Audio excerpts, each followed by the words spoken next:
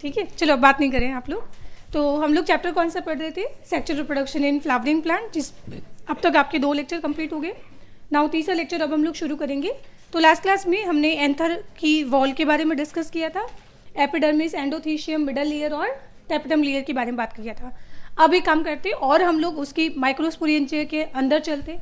तो अगर आपके पास ये माइक्रोस्पोरेंजिया है, माइक्रोस्पोरेंजिया अगर है, तो इस माइक्रोस्पोरेंजिया के अंदर यहाँ पे जो टिश्यू प्रेजेंट होता है इसको आप लोग क्या बोलते हो?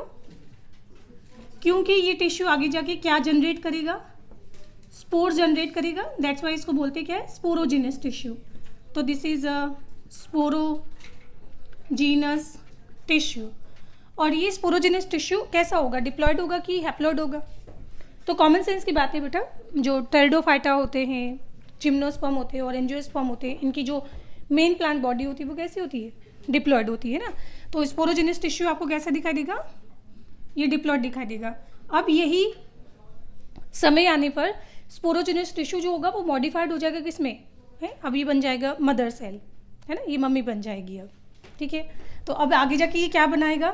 स्पोर बनाएगा, दैट्स वाई आप इसको क्या बोलोगे? स्पोर मदर सेल बोलोगे। या फिर ये आगे जाके पोलन्स बनाएगा, तो इसलिए हम लोग इसको पोलन मदर सेल बोलते हैं।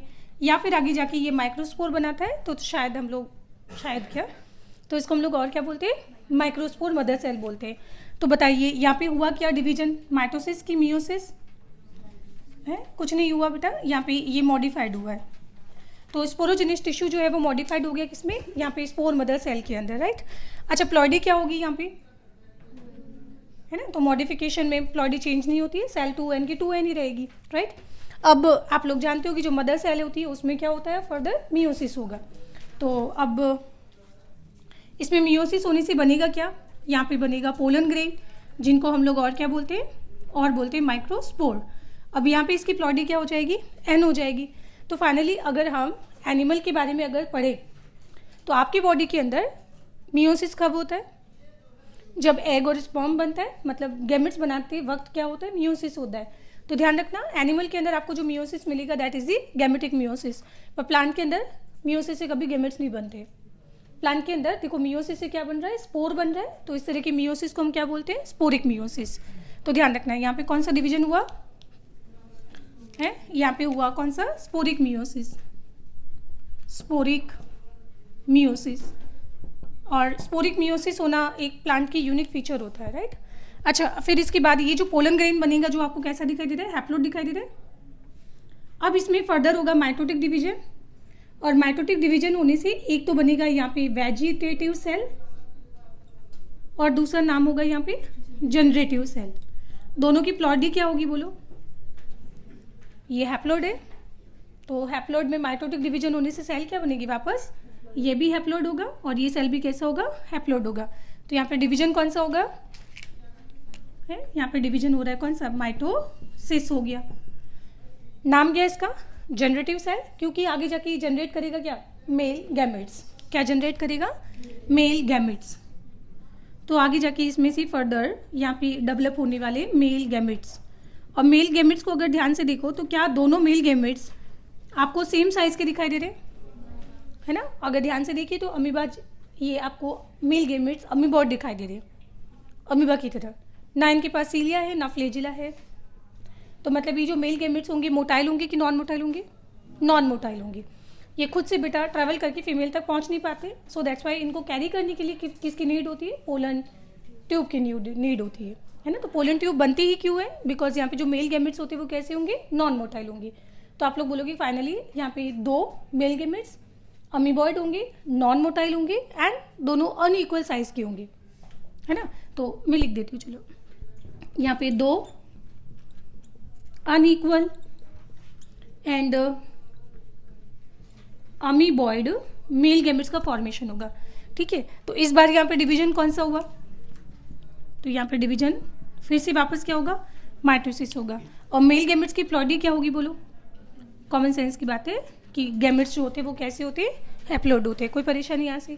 तो एग्जाम में अगर आपसे क्वेश्चन पूछा जाए कि स्पोर मदर सेल से अगर आपको मेल गैमेट्स बनाना हो तो उस दौरान कितनी बार माइटोटिक डिवीजन और कितनी बार मियोटिक डिवीजन की नीड होती है? तो एक सबसे बड़ा कॉमन सेंस, मियोसिस तो एक ही बार होता है ना, तो ये कॉमन सेंस यूज़ कर लेना। तो स्पोर मदर सेल से अगर आपको यहाँ पे मेल गैमेट्स का फॉर्मेशन करना है तो मियोसिस कितनी बार होगा? तो आप बोलोगे कि यहाँ पे एक मियोसिस एंड 2 माइटोसिस की नीड होगी, और वही जाके हम फीमेल के लिए क्या बोलेंगे कि एक मियोसिस और 3 माइटोटिक डिवीजन की नीड होती है। फीमेल गैमेट्स बनाने के लिए एक मियोसिस और 3 माइटोटिक डिवीजन की नीड होगी। कोई परेशानी? ठीक है। अच्छा, अब इसके अंदर इस प्रोसेस को मैं यहाँ से लेकर यहाँ तक क्या बोलूँ? देखो ये बन क्या रहा है, यहाँ पे स्पोर बन रहा है ना, तो स्पोर बनने के प्रोसेस को बोलते क्या है? स्पोरोजेनेसिस। तो ये प्रोसेस क्या हो जाएगा? This is sporogenesis. और इसमें कौन से स्पोर बन रहे हैं? छोटे स्पोर की बड़े स्पोर? बायोलॉजी में होता ही ऐसा है कि फीमेल बड़ी होती है और मेल छोटे होते हैं, है ना। तो यहाँ पे इस प्रोसेस को बोलेंगे क्या? माइक्रोस्पोरोजेनेसिस। अच्छा, फिर उसके बाद यहाँ से क्या हो रहा है कि ये जो पोलन ग्रेन है, पोलन ग्रेन से फाइनली क्या बन गया? मेल गैमेट्स बन गया। तो मेल गैमेट्स के बनने के प्रोसेस को क्या बोला जाएगा? Male gametogenesis. तो ये प्रोसेस क्या हो जाएगा? This is male gametogenesis. कोई परेशानी यहाँ पे आपको? नहीं। तो अब हमारा नेक्स्ट आने वाला टॉपिक यही है, ये हमें डिटेल में पढ़ना है, दिस वन और दिस वन। ठीक है। अच्छा, अब वेजिटेटिव सेल के बारे में आपने नाम क्या बोला इसका? Vegetative cell. तो कॉमन सेंस की बात है कि जो सेल गैमेट्स नहीं होती है या गैमेट्स बनाने में कंट्रीब्यूट नहीं करती है, तो प्लांट की बाकी रिमेनिंग सेल्स को हम बोलते हैं क्या है? वेजिटेटिव सेल, या फिर एनिमल में जिनको बोलते हैं सोमेटिक सेल्स, है ना। अच्छा, इस वेजिटेटिव सेल का काम क्या होता है? Very nice. ये आगे जाके फ्यूचर में बनाएगी पोलन ट्यूब। पोलन ट्यूब यही बनाती है। सो दैट्स वाई हम लोग वेजिटेटिव सेल को और क्या बोलते हैं? और इसको बोल सकते हैं पोलन ट्यूब, नहीं ट्यूब सेल्स, है ना। तो नीचे लिख देना इसका काम क्या होता है? Formation of pollen tube. कोई परेशानी है ना। तो ये हमारी नेक्स्ट टॉपिक की समरी हो गई। शुरू करें तो सबसे पहले हम पढ़ेंगे यहाँ पे कौन सा? माइक्रोस्पोरोजेनेसिस। माइक्रोस्पोरोजेनेसिस का मतलब क्या होता है कि आपके पास ये जो स्पोर मदर सेल है, या आप पोलन मदर सेल बोल दो, जो आपको कैसे दिखाई दे रही है? डिप्लॉइड दिखाई दे रही है ना। और इससे हमें मियोसिस करके क्या बनाना है? पोलन ग्रेन बनाना है। अब जरा डायग्राम ध्यान से देखिए आप, और मुझे डिफरेंस बताएं कि मैं दोनों में क्या चेंज कर रही हूँ।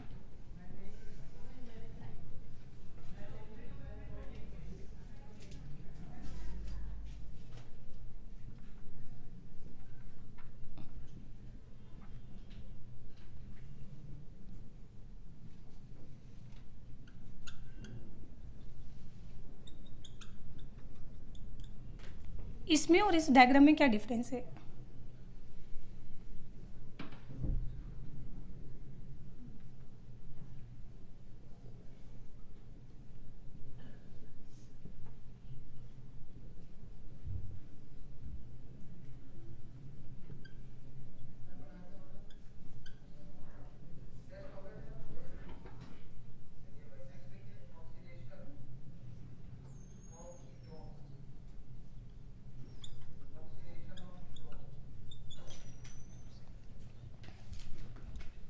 ये डिवीजन कौन सा हो रहा है? मियोसिस हो रहा है ना।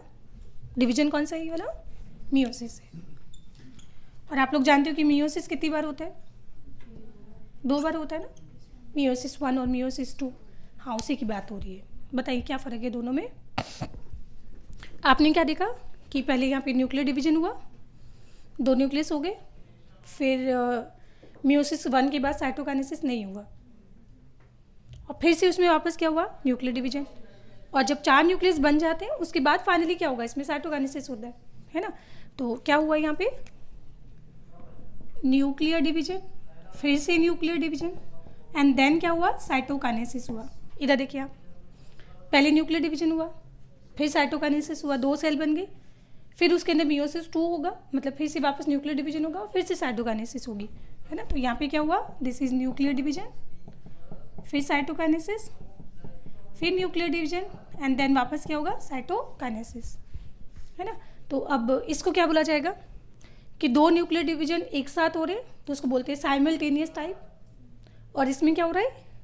एक के बाद एक nuclear division followed by cytokinesis, फिर से nuclear division followed by cytokinesis. तो एक के बाद एक के लिए शब्द क्या यूज़ करते हैं? सक्सेसिव। क्या बोलते हैं? सक्सेसिव। यस। तो इसको हम लोग बोलेंगे क्या? This is a simultaneous.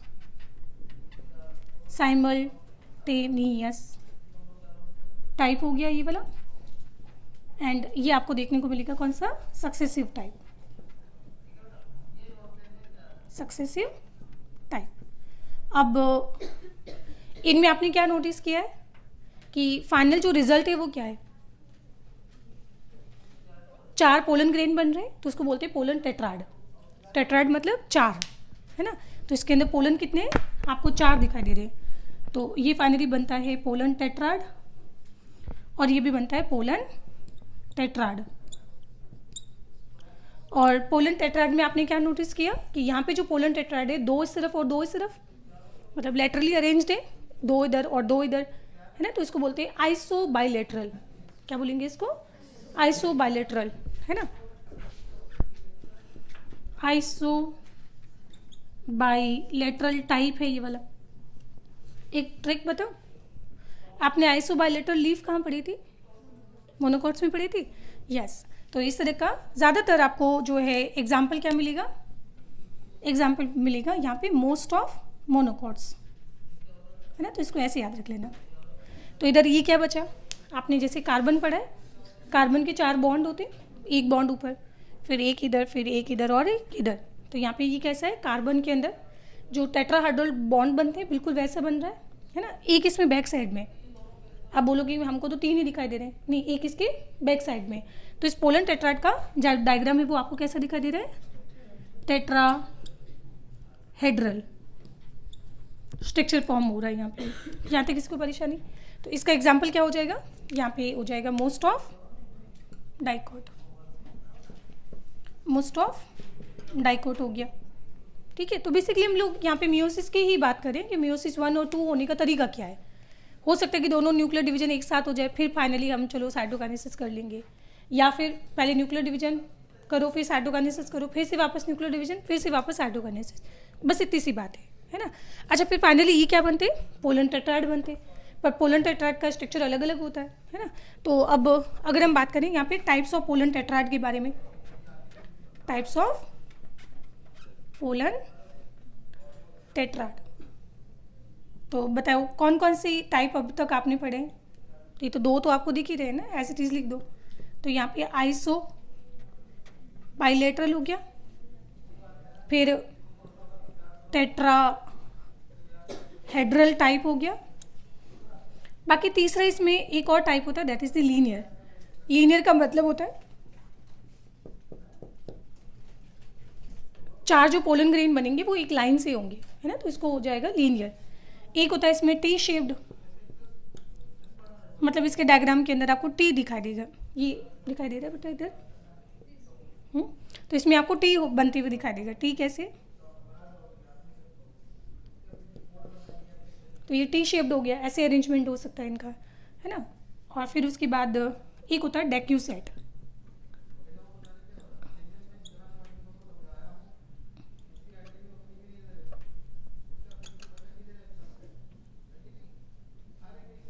One, 2, 3, 4, तो ये डेक्यूसेट हो गया।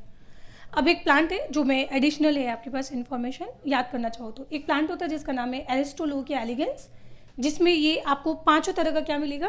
5 टाइप के क्या बनते हैं? जैसे आपने बोला कि मोनोकॉट्स में ज़्यादातर ये बनते हैं, डाइकॉट्स में ज़्यादातर ये बनते हैं, है ना? बट एरिस्टोलोकिया एलिगेंस जो है वो 5 तरह के क्या बनाता है? ये 5 टाइप के क्या बना सकता है? पोलन टेट्राड बना सकता है ना? बस उसको सुन के छोड़ दो, कोई एग्जाम में क्वेश्चन आता नहीं है यहाँ से, कोई परेशानी इसमें।